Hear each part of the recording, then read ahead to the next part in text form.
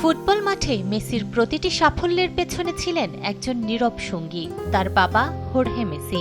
ছোটবেলা থেকেই ছেলের প্রতিভায় বিশ্বাস রেখেছিলেন তিনি। মেসির ফুটবল যাত্রার কঠিন সময়গুলোতে ছিলেন সবচেয়ে বড় আশ্রয়। মাত্র ১৩ বছর বয়সে বার্সেলোনায় পাড়ি জমান মেসি। সেই সিদ্ধান্ত থেকে শুরু করে লা মাসিয়ায় বেড়ে ওঠা এবং বিশ্বের অন্যতম সেরা ফুটবলার হয়ে ওঠা, এই দীর্ঘ পথচলায় ছেলের পাশে ছিলেন হোর্হে। শুধু বাবা নন, দীর্ঘদিন মেসির এজেন্ট হিসেবেও দায়িত্ব পালন করেছেন তিনি। বিশ্বকাপ জয়ের মতো ক্যারিয়ারের সবচেয়ে বড় অর্জনও বাবাকে পাশে রেখেই পেয়েছেন মেসি।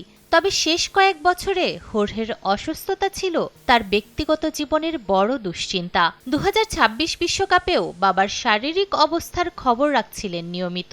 শনিবার ৬৮ বছর বয়সে রোজারিওর একটি হাসপাতালে শেষ নিঃশ্বাস ত্যাগ করেন হোর্হে মেসি। বাবার মৃত্যুর খবর পেয়ে যুক্তরাষ্ট্র থেকে রোজারিওতে ফেরেন মেসি।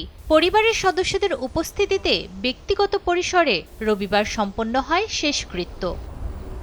হোর্হে মেসির মৃত্যুতে শোক জানিয়েছে Barcelona, Newell's old boys সহ ফুটবল বিশ্বের বিভিন্ন প্রতিষ্ঠান। যে মানুষটি ছেলের স্বপ্নকে নিজের স্বপ্ন বানিয়েছিলেন, তার বিদায়ে শোকের ছায়া নেমেছে মেসির জন্ম শহরেও।